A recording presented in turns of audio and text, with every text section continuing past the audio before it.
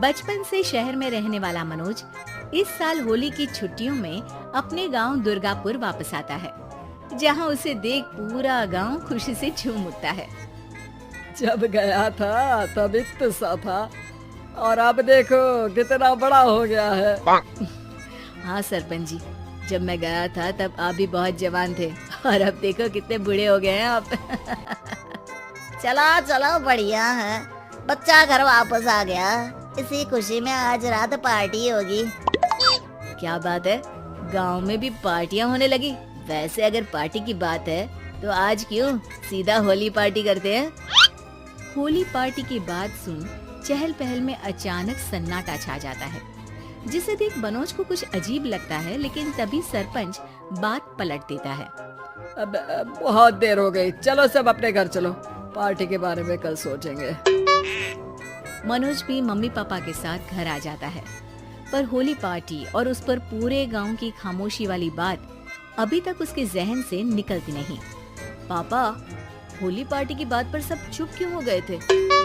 अरे होगी उनकी कोई अपनी बात, मुझे गांव की पंचायती थोड़ी पता है। थक गया हूँ, चलो सो जाते हैं, कल बात करते हैं। पापा की बात मानते हुए मनोज भी सोने चला जाता है। आज तो छुपा लिया, लेकिन हफ्ते बाद जब होली का दिन आएगा तब इसे कैसे रोकोगे? अगली सुबह सूरज के साथ ही मनोज भी गांव घूमने निकल जाता है, जिस पर रास्ते में उसे अपनी ही उम्र के कुछ लड़के भी मिलते हैं, जिनसे दोस्ती कर अब वो उनके साथ घूमने लगता है। इसी तरह कुछ दिन बीत जाते हैं और होली नजदीक आने लगती है। दोस्तों, होली में 4 दिन ही बचे हैं, पर गांव में उसकी कोई तैयारियां क्यों नहीं दिख रही? क्योंकि यहाँ होली नहीं मनाई जाती। अरे पर ऐसा क्यों? वो राजा भूषण। अरे तुम 4 दिन के लिए आए हो, क्या इतना सोच रहे हो? चलो कुछ खाने चलते हैं। इसी के साथ एक बार फिर होली की बात को टलते हुए देख मनोज को शक होने लगता है। वो घर पहुंचते ही इंटरनेट पर अपने गांव और राजा भूषण के बारे में जानकारी निकालने लगता है। क्या? मुझे आज तक ये नहीं पता था। ऐसा कैसे? किसी ने मुझे कुछ बताया क्यों नहीं?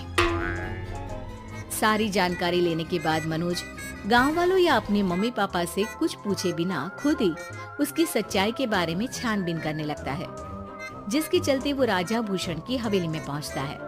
वाह, क्या हवेली है यार! पर क्या यहाँ सच में कोई भूत है? हेलो भूत जी, कोई है क्या? हम इस साल गांव में होली सेलिब्रेट कर रहे हैं, क्या आप उस पर थोड़ा इंटरव्यू देंगे? मनोज के ऐसा बोलते ही गांव में तूफान उठ जाता है और हवेली में रखी सारी चीजें हिलने लगती है।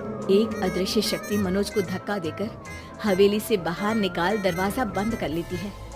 ये सब देख मनोज हैरान रह जाता है।